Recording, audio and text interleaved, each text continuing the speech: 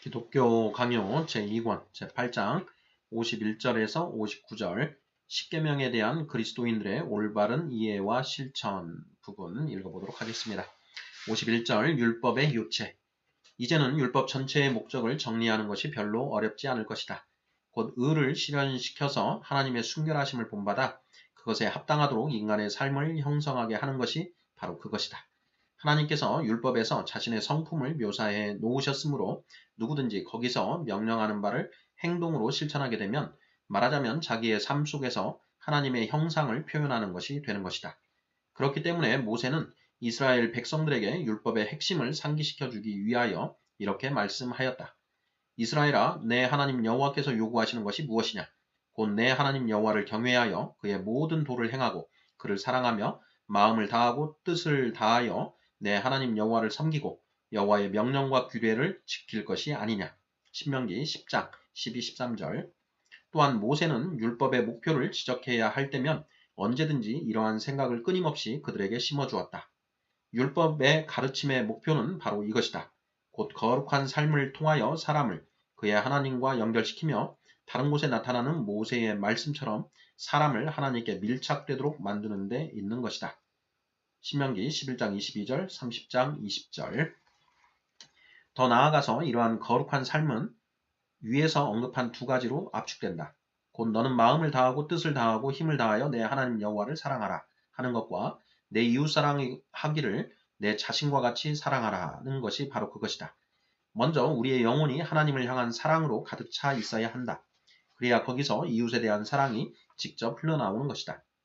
사도는 계명의 목적은 청결한 마음과 선한 양심과 거짓이 없는 믿음에서 나오는 사랑이라고 말씀하는데 이는 바로 이 점을 보여주는 것이다. 선한 양심과 거짓이 없는 믿음이 여기서 먼저 언급되고 있는데 이것이 바로 참된 경건이며 또한 그것으로부터 사랑이 나오는 것이다. 그러므로 혹시 율법이 가르치는 것은 그저 처음 걸음마를 시작하는 데 필요한 의의 초보와 예비적인 단계에 지나지 않고 진정한 목표인 선행으로 인도해 주지는 않는다는 식으로 믿는다면 그것은 잘못된 것이다. 모세와 바울의 진술에 표현되어 있는 것이야말로 그 이상 더 바랄 것이 없는 완전한 것이기 때문이다. 하나님을 경외하고 영적으로 예배하며 계명들을 복종하고 주의 올바른 도를 따르며 또한 마지막으로 순전한 양심과 거짓 없는 믿음과 사랑을 지니라는 가르침으로 만족하지 않는다면 도대체 무엇을 더 바라며 어디로 가겠다는 것인가? 이로 보건대 율법의 계명들에서 경건과 사랑의 모든 의무들을 구하고 찾는 그런 율법 해석이 올바른 것이라는 사실이 분명히 드러나는 것이다. 마치 율법이 하나님의 뜻을 절반밖에는 가르치지 않기라도 하는 것처럼 그저 무미건조한 초보적인 내용들만을 따르는 자들은 사도께서 증거하는 바 율법의 목적을 전혀 이해하지 못하고 있는 것이다. 52절 둘째 돌판만을 언급하는 이유. 그러나 그리스도와 사도들께서 율법을 정리하시면서 간혹 첫째 돌판은 언급하지 않으시는 때가 있기 때문에 많은 사람들이 어리석게도 그들의 말씀을 두 돌판 모두에게 다 적용시키려 하는 것을 본다. 마태복음에서 그리스도께서는 정의와 긍휼과 믿음이 율법에 더 중한 바라고 말씀하신다. 마태복음 23장 23절.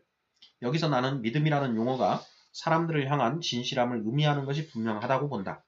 그런데 어떤 이들은 이 표현을 하나님을 향한 경건으로 해석하여 이것이 율법 전체에까지 확대되어 적용되는 것처럼 이해한다. 이것은 분명 어리석은 해석이다. 그리스도께서는 여기서 사람이 자신이 의롭다는 것을 입증하기 위해 드러내 보여야 할 행위들에 대해서 말씀하고 계시기 때문이다. 이 점을 생각하면 다른 구절에서 한 젊은 사람이 어떠한 계명들을 지켜야 생명에 들어갈 수 있겠느냐고 물을 때에 주께서 다음과 같은 말씀으로만 대답하신 것에 대해서 의아하게 생각하지 않게 될 것이다. 주님은 그 젊은이에게 살인하지 말라, 간음하지 말라, 도둑질하지 말라, 거짓 증언하지 말라, 내 부모를 공경하라, 내 이웃을 내 자신과 같이 사랑하라 하신 것이니라 고 대답하신 것이다. 마태복음 19장 18, 19절. 첫째 돌판에 대한 복종은 보통 마음의 의도 가운데 있거나 의식들 가운데 있거나 둘 중에 하나다. 마음의 의도는 겉으로 드러나지 않는데 외식하는 자들은 계속해서 의식을 행하는 데에만 분주하다. 그러나 진정한 의로움을 눈으로 보도록 드러내 주는 것은 바로 사랑에서 나오는 행위들인 것이다.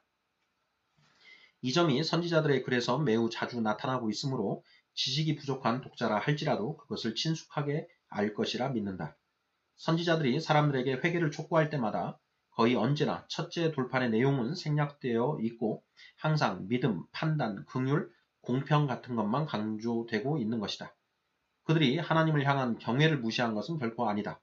그들은 겉으로 드러난 모습들을 통해서 그 경외의 진정한 증거를 보이라고 요구한 것이다. 선지자들이 율법을 지킬 것을 말씀할 때에 대개 둘째 돌판에 치중한다는 것은 매우 잘 알려져 있는 사실인데 그 이유는 의와 순전함에 대한 열심이 특별히 바로 그 둘째 돌판에서 드러나기 때문인 것이다. 누구나 내가 하는 말을 쉽게 확인할 수 있을 것이니 일일이 구절들을 열거할 필요는 없을 것이다. 이사야 1장 17절 등. 53절 믿음과 사랑. 그러나 이렇게 질문할 사람도 있을 것이다. 의의 본질이 경건으로 하나님을 존귀하게 하는 것보다 사람들과 정직하게 살아가는 데에 있다는 말인가? 결코 그렇지 않다. 하나님을 진정으로 경외하지 않고서는 모든 면에서 사랑을 유지하기가 쉽지 않기 때문에 사랑이 그 사람의 경건의 증거가 된다 할 것이다. 뿐만 아니라 우리가 하나님께 유익을 끼칠 수가 없다는 것을 하나님께서 친히 잘 알고 계시며 또한 선지자들을 통해서 이를 확증하고 계시므로 그는 우리의 의무를 그 자신에게로 제한시키지 않으시고 이웃에게 선을 행하도록 우리를 훈련시키시는 것이다. 시편 15편 2절. 결국 사도가 성도의 온전함을 사랑해 두는 데에는 합당한 이유가 있다 할 것이다.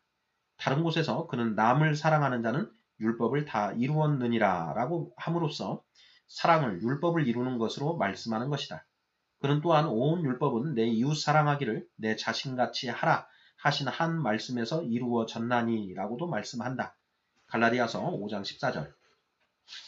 이러한 바울의 가르침은 사실 그리스도 자신의 다음과 같은 가르침을 그대로 반복하는 것뿐이다.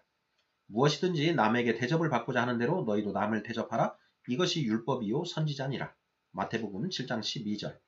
율법과 선지자들의 글에서는 믿음과 또한 하나님을 정당하게 예배하는 것과 관련되는 모든 내용을 첫째로 두며 사랑을 그 아래에 두고 있는 것이 분명히 드러난다. 그러나 주님의 말씀의 뜻은 율법이 사람들을 향하여 정의와 공평을 지키라고 명령하는 것은 그것을 실천함으로 말미암아 하나님을 향한 경건한 두려움을 우리에게 그런 것이 조금이라도 있다면 증거하게 하고자 함이라는 것이다. 54절 이웃에 대한 사랑. 그러므로 우리가 굳게 붙들어야 할 것은 바로 이것이다. 곧 우리의 삶이 모든 면에서 우리 형제들을 위하여 가장 결실이 많을 때에 우리의 삶이 하나님의 뜻과 율법의 명령에 가장 일치하게 된다는 것이다. 자기 자신의 육체의 이익을 위하여 이런 일을 하고 저런 일을 하지 말라는 식의 규범은 율법 전체에서 단 하나도 찾을 수가 없다. 모든 사람이 날 때부터 자기 사랑에 지나치게 기울어 있는 것이 현실이므로 아무리 진리에서 벗어난다 할지라도 여전히 자기 사랑은 그대로 유지하므로 이미 그렇게 지나친 상태에 있는 사랑을 율법으로 새삼 불러일으킬 필요가 없다. 그러므로 우리 자신을 사랑하는 것이 아니라 하나님과 이웃을 사랑함으로써 계명을 지키는 것이라는 것이 매우 분명해지는 것이다. 할 수 있는 만큼 자기 자신을 위해서는 덜 힘쓰며 사는 사람이 가장 선하고 거룩한 삶을 사는 것이요. 또한 오로지 자기 자신만을 위해서 살고 애쓰며 오로지 자기의 이익만을 생각하고 그것만을 추구하는 사람만큼 악하고 추하게 사는 사람이 없는 것이다. 정말이지 주께서는 우리가 이웃을 사랑하는 일에 얼마나 깊이 기울어져 있어야 하는가를 표현하기 위하여 그것을 우리 자신을 사랑하는 것과 비교하고 계신다. 레위기 19장 18절. 우리 자신을 사랑하는 것만큼 격렬하고 강렬한 것이 없기 때문이다. 그러므로 우리는 이 표현의 강렬한 의미를 부지런히 새겨야 할 것이다. 주님은 일부 궤변가들의 어리석은 상상처럼 자기 사랑을 최고의 자리에 두시고 이웃 사랑을 그 다음 자리에 두시는 것이 아니다. 오히려 그는 우리가 본성적으로 우리 자신에 대하여 느끼는 그런 사랑의 정서를 다른 사람들에게로 돌리라고 가르치시는 것이다. 그러므로 사도는 사랑은 자기의 유익을 구하지 아니하며 라고 선언하고 있다. 고린도전서 13장 5절. 규정되는 것은 언제나 규정 그 자체보다 열등하다는 이런 궤변가들의 논리는 터럭만큼도 고려할 가치가 없는 것들이다. 사실 주께서는 우리 자신에 대한 사랑과 관련한 규범을 세우시고 그것을 근거로 다른 사람에 대한 사랑을 명령하신 것이 아니다. 오히려 인간 본성의 부패로 인하여 우리 속에 언제나 자리 잡고 있는 자기 자신의 정서를 이제 다른 사람에게로 확대시켜서 우리 자신을 대하는 것에 못지않게 열심히 부지런히 우리 이웃에게 유익을 끼쳐야 할 것을 보여주신 것이다. 55절 이웃에 대한 사랑의 범위. 자, 그리스도께서 선한 사마리아 사람의 비유에서 이웃이라는 용어가 지극히 먼 사람까지도 포함하는 것임을 보여주셨으므로 우리는 사랑의 계명을 친밀한 관계가 있는 자들에게만 한정시켜서는 안 될 것이다. 누가복음 10장 36절.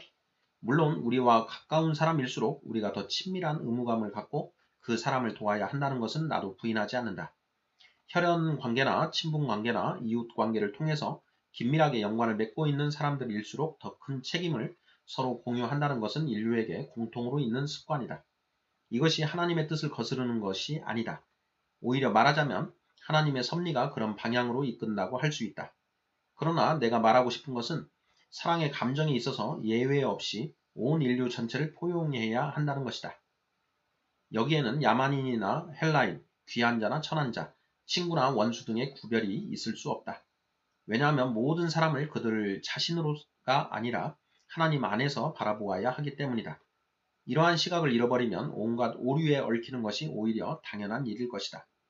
그러므로 우리의 사랑의 방향을 올바로 이끌려면 먼저 우리의 시선을 사람이 아니라 이들을 바라보면 사랑보다는 오히려 미움이 앞서게 되는 경우가 더 많을 것이다. 하나님께로 돌려야 하며 그는 우리가 그를 향하여 지닌 사랑을 모든 사람에게로 확대시키라고 명령하고 계시는데 그렇게 하기 위해서는 다음과 같은 것을 불변의 원리로 삼아야 할 것이다. 곧 사람의 성품이 어떻든지 간에 우리가 하나님을 사랑하므로 그 사람도 사랑해야 한다는 것이다. 56절 스콜라 신학자들의 그릇된 논리. 원수를 갚지 말라, 원수를 사랑하라는 이 명령들은 모든 유대인들과 또한 모든 그리스도인들에게 공통으로 주어진 것인데 스콜라 신학자들은 이를 지켜도 좋고 지키지 않아도 무방한 권고들로 바꾸어 놓았으니 이 얼마나 흉악한 무지요 악행이란 말인가. 더 나아가서 그들은 이 권고들을 복종할 의무를 수도사들에게 지워놓고서 그들이 이런 권고들을 지키도록 자발적으로 스스로를 묶어 놓았으므로 그들이야말로 보통 그리스도인들보다 이 점에서는 더 의롭다고 간주한다. 그리고 그들은 이 명령들이 특히 은혜의 법 아래에 있는 그리스도인들에게는 너무 무겁고 부담스러운 것처럼 보인다는 것을 그것들을 율법으로 받아들이지 않는 이유로 든다. 그러면 이웃을 사랑해야 한다는 하나님의 영원한 율법을 그렇게 해서 감히 폐하겠다는 것인가? 그런 구분이 율법의 내용에 나타나고 있는가? 오히려 원수를 사랑하는 것을 요구할 만큼 매우 엄격한 명령들이 아주 흔하게 나타나고 있지 않은가? 그러면 다음과 같은 명령들은 대체 어디에 속하는가? 원수가 배고플 때에 먹을 것을 주라. 잠언 25장 21절. 원수의 소나 나귀가 길을 잃었을 때에 그것들을 데려다주고 그것들이 짐을 지고 공날 때에는 그것들을 도우라. 출애굽기 23장 4절 5절 등의 명령들 말이다. 원수의 짐승들에게는 선을 행하면서 정작 원수 자신에게는 선한 뜻을 보이지 말아야 한단 말인가? 원수 갚는 것이 내게 있으니 내가 갚으리라 라는 주님의 말씀이 영원한 것이 아니란 말인가? 이 말씀은 다른 곳에서 더 명확하게 표현되고 있다. 원수를 갚지 말며 동포를 원망하지 말며 내 이웃 사랑하기를 내 자신과 같이 사랑하라. 레위기 19장 18절. 그들은 율법에서 이런 것들을 제거해 버리든가 아니면 여호와께서 율법 제정자이심을 인정하고 그를 그저 권고를 하시는 분 정도로 그릇되게 나타내는 행위를 버려야 할 것이다. 57절 원수를 사랑하라는 계명은 권고가 아니라 계명임.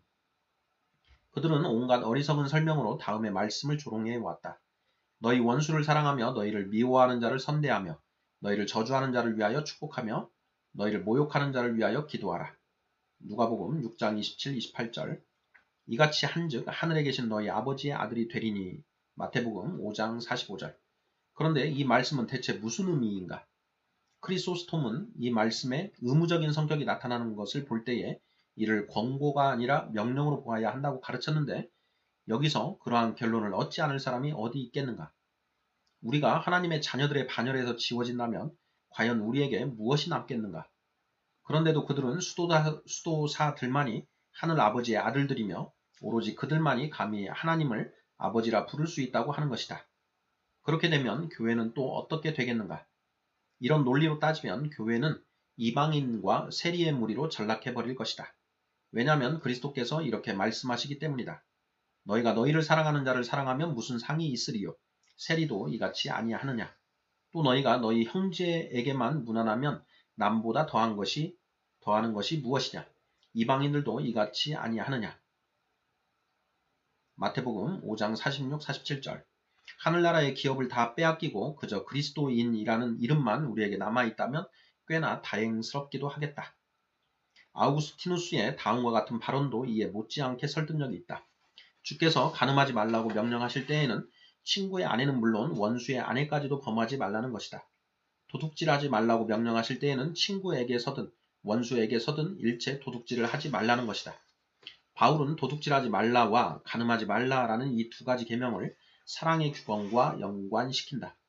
사실 그는 그 계명들이 내 이웃을 내 자신과 같이 사랑하라는 계명 속에 포함된 것으로 가르치고 있다. 로마서 13장 9절. 그렇다면 바울이 율법을 그릇되게 해석했든가 아니면 원수를 친구와 똑같이 사랑하라는 계명에서부터 그것이 필연적인 결과로 나오든가 둘 중에 하나일 것이다. 그렇기 때문에 그 사람들은 하나님의 자녀들 모두에게 똑같이 해당되는 그 멍에를 방자하게 뒤흔들어 벗겨버림으로써 자기들이 사탄의 자녀들임을 스스로 드러내고 있는 것이다. 그런데 그들이 이런 그릇된 가르침을 퍼뜨리는 것이 무지의 소치인가 아니면 그들의 뻔뻔스러움에서 나오는 것인가에 대해서 의혹을 가질 수도 있을 것이다. 교부들은 한결같이 이것들이 실질적인 계명들이라는 사실을 선포하고 있다. 심지어 그레고리우스의 시대에도 이 사실에 대해서 의심이 없었다. 그레고리우스 자신도 이를 강력하게 선언하고 있다. 그는 이것들이 계명이라는 사실을 논란의 여지없는 사실로 받아들이는 것이다. 그러니 그들의 주장이 얼마나 어리석은가. 이 계명이 그리스도인들에게 너무도 무거운 짐이 될 것이라니 말이다. 그렇게 따지면 마음을 다하고 뜻을 다하고 힘을 다하여 하나님을 사랑하는 일보다 더 어려운 일이 어디 있겠는가. 이 계명과 비교하면 그 어떠한 계명도 원수를 사랑하라는 계명이든 우리 마음에서 복수심을 제거하라는 계명이든 이보다는 쉬운 것이다. 그러나 연약한 우리들에게는 이 모든 계명들이 심지어 율법의 지극히 사소한 것까지라도 다 힘들고 어렵다. 마태복음 5장 18절. 그러나 우리가 덕스럽게 행하는 것은 바로 주 안에서 그렇게 행하는 것이다. 주께서 명령하시는 바를 우리에게 주옵시고 뜻하시는 바를 명령하옵소서. 우리가 은혜의 법 아래에서 그리스도인이 되었다는 것은 율법 바깥에서 마음대로 방황한다는 것이 아니라 그리스도 안에 첫부침을 받아 그의 은혜로 우리가 율법의 저주에서 해방되었고 또한 그의 성령으로 말미암아 우리 마음에 율법이 새겨졌다는 것을 의미하는 것이다. 예레미야 31장 33절. 이 은혜를 바울은 법이라 부르는데 로마서 8장 2절. 이는 엄밀한 의미가 아니라 그가 은혜와 대비되는 것으로 말하는 하나님의 율법을 암시하는 것뿐이다. 그런데 이 사람들은 이 법이라는 용어를 자기들의 온갖 헛된 사색들의 근거로 이용하고 있는 것이다. 58절. 소죄의 구분의 부당함. 그들은 첫째 돌판을 어기는 은밀한 불경건함이나 마지막 계명을 직접적으로 어기는 것을 가리켜 소죄, 경미한 죄라 부르는데 이에 대해서도 같은 말을 해야 할 것이다. 그들은 소죄를 고의적인 동의가 따르지 않는 욕망으로서 마음에 오래 남아있지 않는 것이라고 정의하고 있다. 그러나 나는 율법에서 요구하는 것들이 마음속에 없는 경우가 아니고서는 그것이 마음에 스며들 수조차 없다고 단언한다. 율법은 다른 신들을 두지 말라고 명령하고 있다. 불신앙의 교묘한 책략에 의해서 마음이 침체되어 다른 곳을 두리번거리거나 갑자기 다른 곳에서 행복감을 찾고자 하는 욕망이 생겨날 때에 그런 유혹들을 받아들이고자 하는 무언가 공허한 구석이 영혼 속에 있기 때문이 아니라면 대체 이런 잠깐 지나가는 충동들이 생기는 이유가 무엇이란 말인가. 구태여 논리를 더 길게 전개하지 않아도 마음과 뜻과 힘을 다하여 하나님을 사랑하라는 계명이 이미 우리에게 주어져 있다. 그러므로 우리 영혼의 모든 것이 하나님을 사랑하는 데에 모아지지 않으면 우리는 이미 그 계명에 대한 복종을 저버린 것이다. 하나님의 나라를 대적하여 일어나 그런 그의 계명들을 방해하는 원수들이 우리의 양심 속에 있다는 것은 바로 하나님의 보좌가 우리의 양심 속에 확고하게 서 있지 못하다는 것을 입증해 주는 것이기 때문이다. 마지막 계명이 바로 여기에 해당된다는 것을 앞에서 이미 입증한 바 있다. 욕망이 우리 마음에 끼어들었는가? 그러면 우리는 이미 탐심의 죄를 지은 것이고 결국 율법을 범한 자들인 것이다.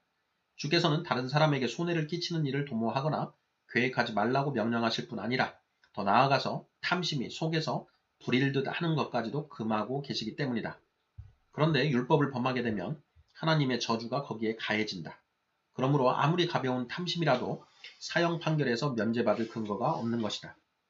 아우구스티누스는 이렇게 말하고 있다. 죄의 경중을 따질 때에 그릇된 저울을 가져다 놓고 우리가 좋아하는 것을 우리가 좋아하는 때에 우리가 좋아하는 방식대로 무게를 달아서 이것은 무겁다, 이것은 가볍다는 식으로 판단하지 말자. 성경이라는 하나님의 저울을 하나님의 보고에서 가져다 놓고 그것으로 무엇이 무거운지를 재도록 하자. 아니, 다시 잴 필요가 없다. 이미 주께서 재어 놓으신 것을 인정하도록 하자. 이 문제에 대해서 성경은 과연 무엇라고 말씀하는가? 바울은 사망을 죄의 삭시라고 부르는데 여기서 그는 이와 같은 역겨운 구별에 대해서 전혀 모르고 있음을 드러내고 있는 것이다. 우리는 부당하게도 외식의 방향으로 항상 기울어지기 때문에 이처럼 완화죄를 덧붙여서 우리의 게으른 양심을 더욱 나태하게 하는 일이 있어서는 절대로 안 될 것이다. 59절 죄는 모두가 죽을 죄임. 그리스도께서는 누구든지 이 계명 중에 지극히 작은 것 하나라도 버리고 또 그같이 사람을 가르치는 자는 천국에서 지극히 작다 일컬음을 받을 것이요 라고 말씀하셨는데 마태복음 5장 19절 그들은 이 말씀이 무슨 뜻인지를 생각해 보는 것이 좋을 것이다. 감히 그들이 율법을 범하는 일을 마치 사형 판결에 해당되지 않는 것처럼 가볍게 이야기한다면 그들이 이 말씀에 해당되지 않겠는가? 그들은 율법이 명령하는 내용만이 아니라 그런 명령을 주시는 분이 누구신지를 진지하게 따져보았어야 옳았다. 하나님께서 친히 명령하신 계명을 범하였다면 아무리 사소한 것이라도 그것은 하나님의 권위를 무시한 것이다. 어떤 문제에서든 하나님의 위엄을 침범한다면 그것이 과연 사소한 문제이겠는가? 하나님이 율법에서 그의 뜻을 계시해 놓으셨다면 그 법에 반하는 것은 무엇이든 하나님을 거스르는 것이다. 하나님의 진노가 지극히 미약하기 때문에 사형 선고가 곧바로 뒤따르지 않는다고 생각하는가? 말도 안 되는 교묘한 논리로 분명한 진리를 흐리게 만들지 않고 마음을 기울여 하나님의 음성을 듣는다면 하나님께서 이 점에 대해서도 이미 분명하게 선언하셨다는 사실을 알게 될 것이다. 하나님은 이렇게 말씀하신다. 범죄하는 그 영혼은 죽으리라. 에스겔 18장 4절, 20절. 바로 앞에서 인용한 다음 구절도 마찬가지다. 죄의 삭은 사망이요. 로마서 6장 23절. 죄라는 것을 부인할 수가 없어서 죄로 고백하기는 하지만 그들은 그것이 죽을 죄는 아니라고 주장한다. 그러나 지금까지 그렇게도 자기들의 어리석음에 빠져 있었으니 이제 한 번쯤은 제발 지혜로워지기를 배웠으면 좋겠다. 그런데도 계속해서 헛소리를 늘어놓는다면 그 사람들에 대해서는 더 이상 염두에 둘 필요가 없고 하나님의 자녀들로서는 모든 죄가 죽을 죄라는 사실을 직시해야 할 것이다. 그 어떠한 죄라도 하나님의 뜻을 거스르는 반역이요. 이는 필연적으로 하나님의 진노를 유발시키는 것이다. 또한 그 어떠한 죄라도 율법을 범하는 것이요. 이에 대해서는 단 하나의 예외도 없이 하나님의 심판이 선고되는 것이다. 성도들의 죄가 용서함을 받는 것은 그들이 성도이기 때문이 아니라 하나님의 긍휼하심으로 말미암아 죄사함을 얻기 때문인 것이다.